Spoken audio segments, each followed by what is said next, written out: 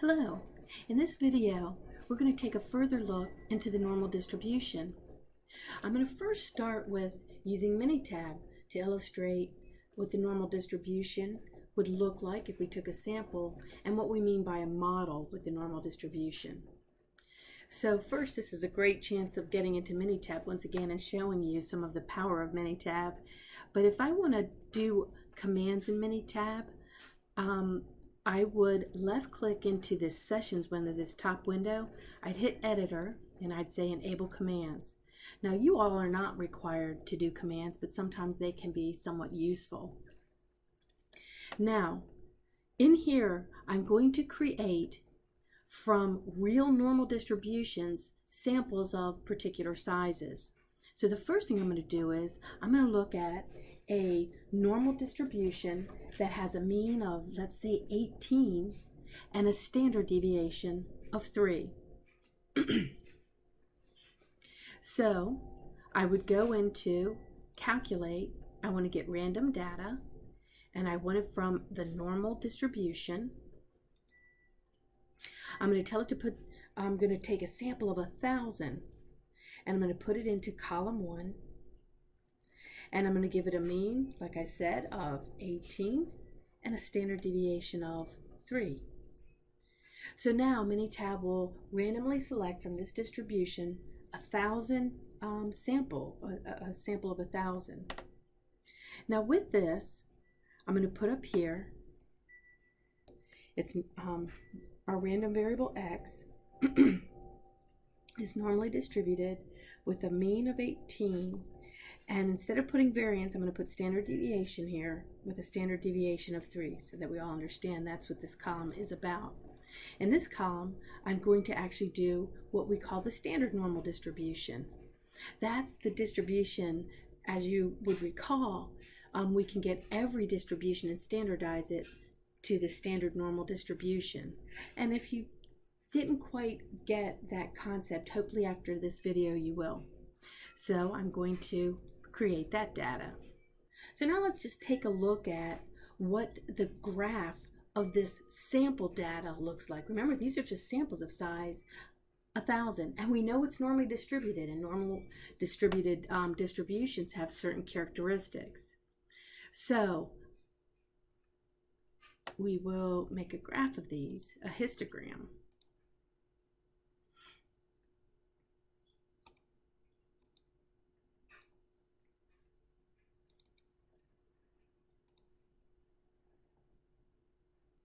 And if you look at that distribution, you see that it's not perfectly normal.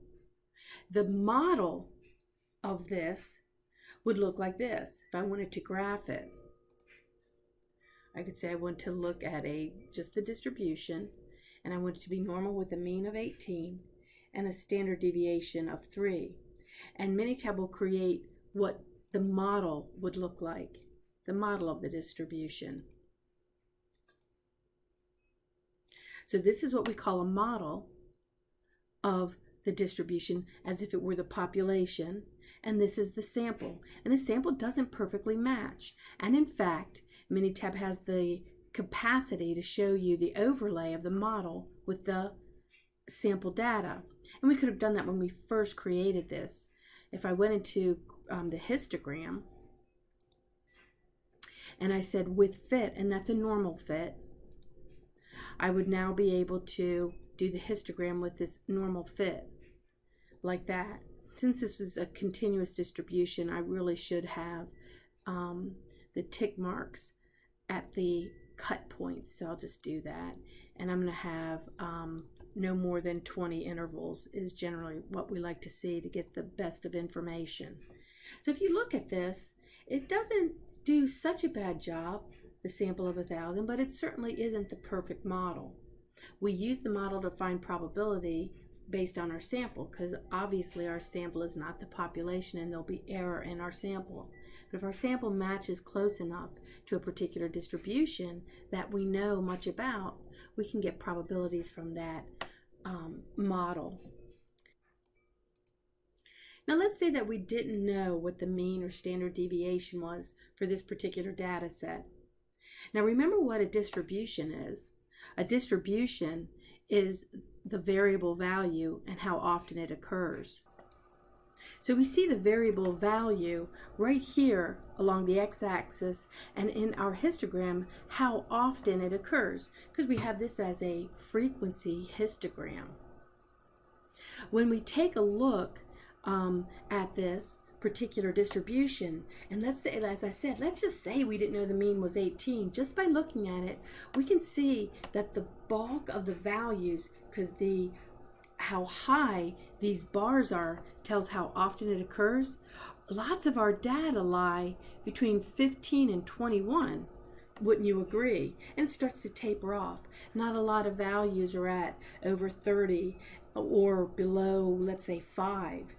So it tapers off on those tail ends, but the bulk of my data lie toward the middle. Well, that's one of the properties of a normal distribution. So in fact, we find out that the normal distribution has very wonderful properties, and we can find out the probability of certain values occurring and certain values not occurring so often, just like we see in here. Now I can change my histogram to look like a relative frequency. I just left click on my y-axis. The type of graph I want is a %, like we did in one of the mini tabs prior. We see that it matches our model distribution on the right and the overlay model. And that's the percentage now, the relative frequency that particular data values occur. And in any continuous distribution, we do not have any probability at a particular point. It would have to be a range of values. So with a continuous random variable, the probability that x equal a particular value, so you see this capital X equaling a small x, that's how we represent that, would equal 0. So in our particular case, we would say the probability that in our distribution here that x actually equals 18 will be 0. And that's just for a continuous random variable. With a discrete random variable, it's different. We can get a probability at a discrete. So now we're going to focus on this normal distribution that has a mean of 18 and a standard deviation of 3. And I'm going to only write values in that distribution at particular standard deviations from the mean. So right up here, I've written the mean of the distribution, which is 18. So one standard deviation would be 3 units in this distribution. So let's say that I'm talking about wait times. So this is 18 minutes. So where would one standard deviation be in this distribution? If a standard deviation is 3, then I can show one standard deviation to the right of 18 and one standard deviation to the left of 18. And that would be 21 and 15. So how did we get this? Once again, well, we start off with the mean that you see right here. And its value is 18, we know that. And a standard deviation is 3 units. That's what we know about this distribution. So if I'm one standard deviation away, I take the mean, I look that I'm one standard deviation away, and I look at what a standard deviation is in this distribution. It happens to be 3. So I take 18 plus 1 times 3, being that many standard deviations away.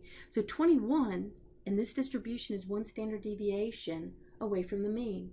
And being in the negative direction, being to the left of the mean, 1 standard deviation, I just subtract 1 standard deviation, this right here, times what a standard deviation is. And so I get the 15, because 18 minus 3 is 15. And I can do this to find 2 standard deviations and 3 standard deviations away. So we can easily see how we can calculate how many standard deviations in a particular distribution. You just take the mean, you go to how many standard deviations, whether to the right or to the left. If it's to the left, you subtract that many standard deviations, and to the right, you would add that many standard deviations. And then you'd multiply by what a standard deviation is in that particular distribution. So if I wanted to find the probability of being, let's say, 1.3 standard deviations from the mean, this is what I would do. I would say the mean, and I want to be positive, what do we say, let's say 1.3 standard deviations from the mean. I multiply that by what a standard deviation is. and I could find out that I'd be at 21.9. Would be 1.3 standard deviations to the right of the mean. And this is how we would find these different standard deviations from the mean other than at discrete values. So we could find it for any value of standard deviations from the mean. So why is that so important? Well, earlier I told you that the standard normal distribution or normal distributions, the standard normal and all normal distributions, have some really nice qualities. And it comes first, we look at one of the nice ones is the empirical rule. But before we get to the empirical rule, let's go over some of the properties of this normal distribution.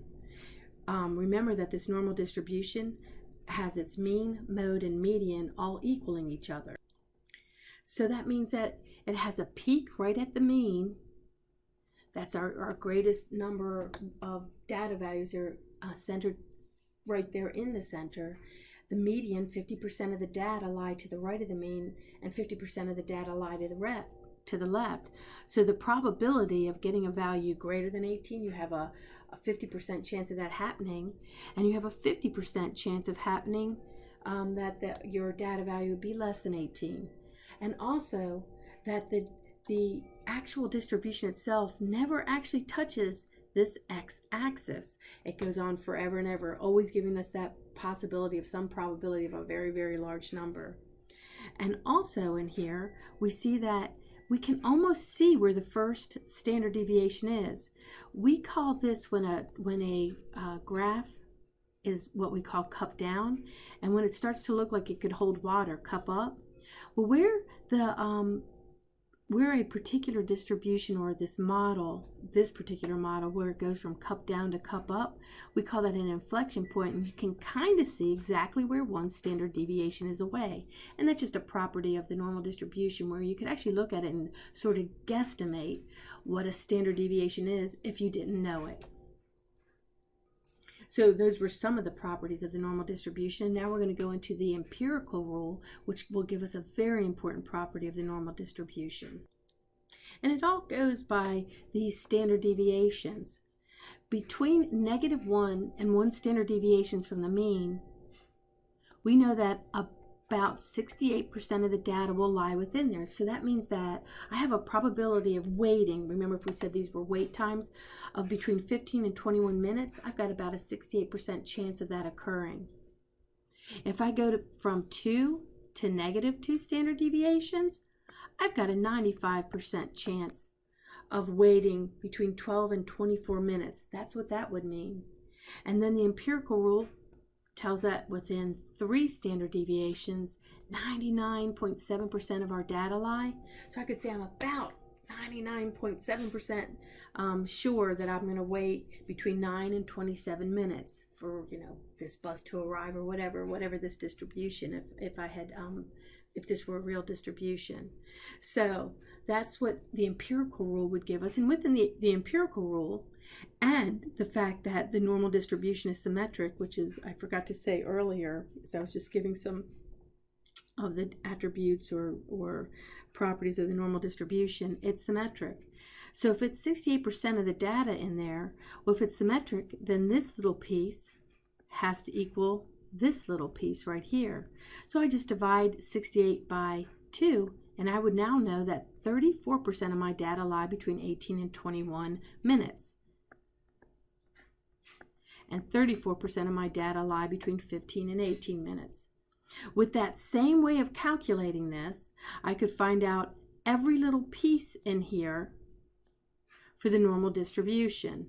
And that's what you learned in acrobatic and on the supplemental slides. So that's where those charts came from. Just by doing what we did, by symmetry and knowing the empirical rule, we can find out all these little pieces. So I could say I've got a 0.15% chance of waiting more than 27 minutes. Or I've got a 2.3% chance of waiting between 9 and 12 minutes. This little piece right here. So that's how we would use this. And what we find is, with normal distributions, if I go 1 standard deviation from the mean, I've got a 34% chance of that occurring. So it would be with any normal distribution. So we can find probabilities the same for any distribution. We could do this. Once we find out where 1, 2, 3 standard deviations is away, we know the probability of data values within that range occurring. But what happens when we're like 1.3 standard deviations away? I don't have something that tells me that. I don't have the empirical rule to help me with what's the probability of being 1.3 standard deviations from the mean. And that's why we needed the standard normal distribution.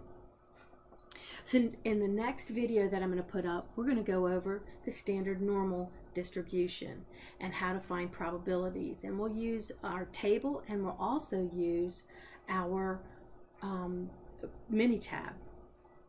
Thanks for watching.